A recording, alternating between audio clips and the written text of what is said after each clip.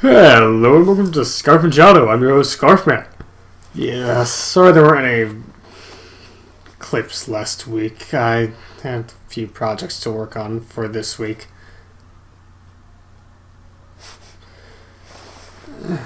Well, that's college life for you. Now we're going to be going into the Blue Lantern Corp. For those of you that don't know what the Blue Lantern Corp is, A, they're blue. In case it didn't make sense to you. And their power is hope. Now their powers are very strange. They can weaken Sinestro Corps people who are near them. And they can strengthen people that are part of the Green Lantern Corps. However, they can't fully operate without the Green Lantern Corps, because without will, there is no hope. And hope is able to fuel greater will. Now, to go with the continuing theme of just giving you the oath of every Corps as I go through, although I didn't give it for the Green Lantern Corps because... Wait, did I? People know the Green Lantern Corps anyway. It's in almost every single Justice League show. Well, let us begin. In fearful day, in raging night, for strong hearts full, our souls ignite. When all seems lost in the war of light, look to the stars, for hope burns bright. Nice little one.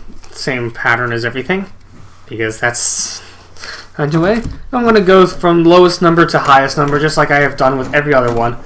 And there's a lot less figures comparatively to the Sinestro Corps. Now, let us begin. We start with the Blue Lantern Recruit. I actually don't remember what this one's modeled after.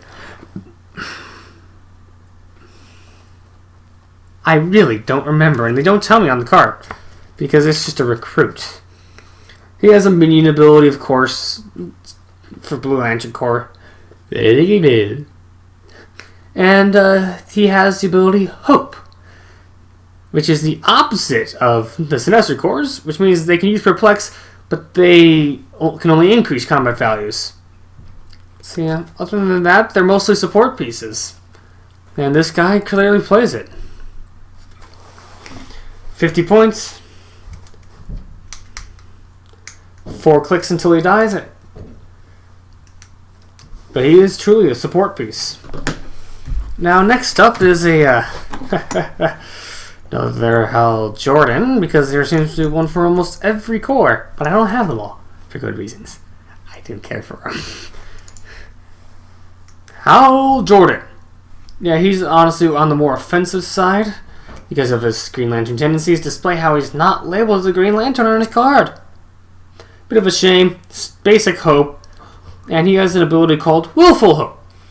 Hal Jordan and adjacent friendly characters with the Blue Lantern keyword can use willpower. That's essentially his purpose in every single Corps that they put him in. Except the fact that I have the Sinestro Corps version where he's Parallax. Yeah, I'm not pulling him up now. Now, this guy is 104 points. Sorry. But he, like almost everyone in the world, he's a flyer. He dies after 7 damage.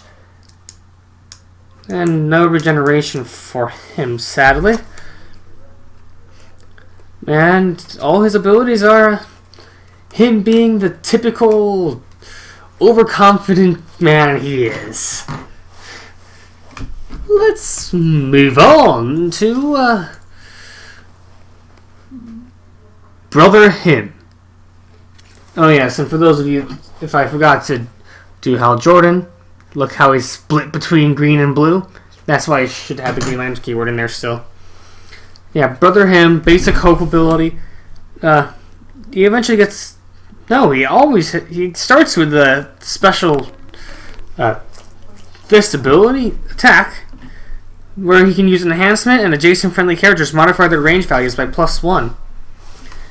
And yes, like most Blue Lantern Corps members, he's a support piece. He's 85 points and he dies after 6 damage. And on his last 2 clicks of life, he gets a special damage ability called Healing Blue Light. he can use support, and when an adjacent friendly character misses with an attack roll, he can use support as a free action that turn to target that character. It's very nice. That's the point of Blue Lanterns. They heal. They help. They can save stars. No, they can literally do that. They can reverse the aging process in stars. And now for a more popular Green Lantern turned Blue Lantern, because there was actually a point in the storyline where all the Green Lantern Corps was being controlled through their rings. So a bunch of Lantern Corps members put on other colored rings, and they temporarily joined those corps. Kyle Rayner, which most people know as a comic book artist one, chose Blue Lantern Corps. He eventually got training in all the corps, and we'll get to that in another episode. Now, he's honestly another offensive-focused one. He's 85 points. He dies after 6 damage. But he has some nice abilities. Besides being, of course, the standards that are all on him. He does get the healing blue energy near the end of his life. But he also gets the ability Hope, Green Lantern's Might. Yeah, sorry for the dead face. He can use Perplex, but only to increase combat values, yada yada yada. It's all that normal jazz for Hope. But if the target character has a Green Lantern Corps keyword, modify that combat value by +2 instead of +1. Yes, very useful for mixed teams. It happens. It's not gonna lie, it happens. And next up is another of the support pieces. Because this is the Blue Lantern Corps and they are support pieces. Sister Cersei. Yeah, sorry my camera's not too grand. It's better from distances.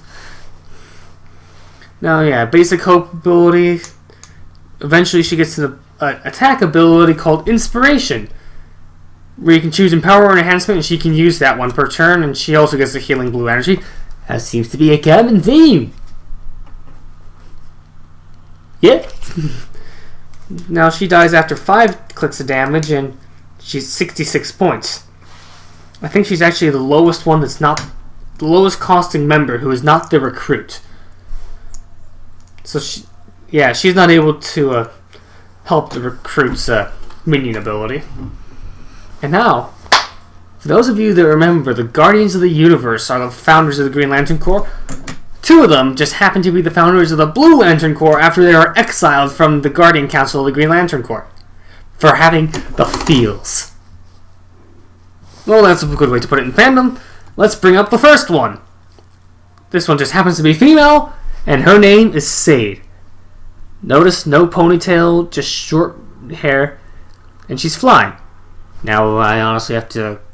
She's one of the most likely ones to fall off her base, honestly. But other than that, she's very nice. Now, she has a Quintessence Team ability. She's 175 points, and she can target up to 3 people within a range of 9. Now, her unique abilities, which you're going to like when I get to them, is teaching the believers, which happens in her later dial. On the last 2 clicks of life, she can take 7 damage, by the way. Is she can use Empower and Enhancement, and friendly characters modify their attack values by +1.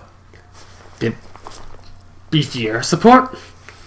But she starts her first few clicks, 1 through 4, with teaching the unbelievers, where she can use Incapacitate and Precision Strike. And when she uses Incapacitate, after action results, give each hit character 1 damage, which cannot be avoided or moved because of the Precision Strike. At least I think that's how it works. And there's no fine print. I can't. There. Now, she gets a very special version of Hope, being one of the founders. Hope. The birth of Hope. Yes, the only increased combat value is Perplex, but she increases the range of her allies' Perplex by 3. and decreases the range of opponents perplexed by 3. So they get a minimum range of 11. Well, your team would get a minimum range of 11, and your opponents get a minimum range of 5. And it all depends on what their actual range is. Like, she can hit someone from 9 squares away. Well, sadly, there's someone that happened to be in between the two Guardians. One of my favorite members, because he's an even 100 points, so I can easily use him for a 100-point match. And yes, you just saw a mild glimpse of him. Brother Worf. Yes, that's it. Now, he's actually a decent mix of close combat and support. His support is mostly probability control. And his hope ability, which is also special, in the face of evil. Yes, same basic raise up, but also, when he does, the targeted character modifies their defense value by +1 when being targeted by close combat attacks. Yes, that's it. And on his later life, after he loses probability control for his last... Wait, no, not for his last... For 3 clicks... Oh yeah, and he takes 6 damage where he doesn't have this damage ability. Noble Assistance. He can use Close Combat Expert because he's a martial artist. You can tell by his pose. Can't you? And Empower. And adjacent friendly characters modify their attack value by +1. There's a lot of that in this. I've noticed that. No problem though. I always enjoy it. Okay, now to the next Guardian. Now this is a very popular Guardian because he gave the Green Lantern ring to Kylo Rayner. Gambit. Notice, he seems to have the ponytail for some reason. And no, that's actually on purpose. He has it in the comics too. Don't ask me why. He is a bit more of a damage person. Range of 9, only targets 1 person. So 175 points, which is same as Sade, which makes sense. Yeah, he also has Quintessence. 7 clicks of damage. And he has 2 special abilities. One of them, of course, is a version of Hope. First one is with pain, Hope. He can use Incapacitate. Yeah, running thing for these two. But when he does, after action results, hit characters, are each dealt his printed damage value, which just happens to be 4, because he's just amazing like that. And until your next turn, each hit character increases its defense value by the number of action tokens it is assigned. Yeah, I don't care for that second part of it, but it's an Incapacitate. You're not going to do... You're going to ruin their day anyway with it. Well, let's look at his Hope ability, which just happens to also be present through a majority of his style. Well, no, just like 3 clicks of his dial, actually, out of 7. Hope. Spreading. When he uses Perplex on an ally, he may increase the same combat value to all friendly characters within his range and line of fire. So if you have him in the center of a group of people, and you just Perplex one person, everyone gets that boost. It's very nice, actually. You would like it. And well... Where was I? Oh, yes. We still have one more. And this is the most well-known character from it. For those of you that have seen the Green Lantern animated TV show that they had a while ago, based off of the First Flight animation feature with different animation styles for some reason. Saint Walker. Oh yes, most popular one. And he's 115 points. Can hit 2 people with a range of 9. Dies after 7 clicks. And he comes with 2 unique abilities, and one of them is a variation of Hope. Oh dear, I hope they stop that music out there. Sorry if you can hear it. I really have issues with being in a college dorm and all. Sorry. Okay, now his unique movement-based ability is Hope pulls us through the worst of times. I think, yeah, he gets it later in his dial, which makes sense. On his last 3, actually, which makes sense. He can use probability control, and once per turn, when a friendly character with a Blue Lantern keyword uses probability control, and the reroll is a critical miss or a critical hit, you may have that roll rerolled again. You may. Once per turn, though. Very, very useful. Albeit I have some people which are a bit better at that. Yeah, when we get to the White Lanterns, I'll have that one that I prefer show up. Oh, well, the catchlight's active. And his Hope ability is Rising. He can use Perplex, and when friendly characters with the Blue Lantern Corp keyword use Perplex, modify their range value by +3. So pair him with Sade, and their minimum range is 14. At least if I remember correctly, that the minimum to start is 8. Yeah, I think so. I may get back to you on that. I may not. I'm very inconsistent with this, if you haven't noticed. Oh, those are the Blue Lantern Corps members that I own. Oh yes, and I do have to mention, every Lantern Corps has its entity as the chase figures from that series.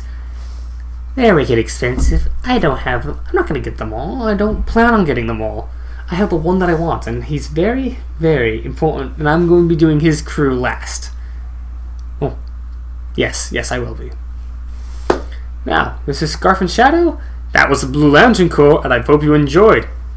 Have a good one.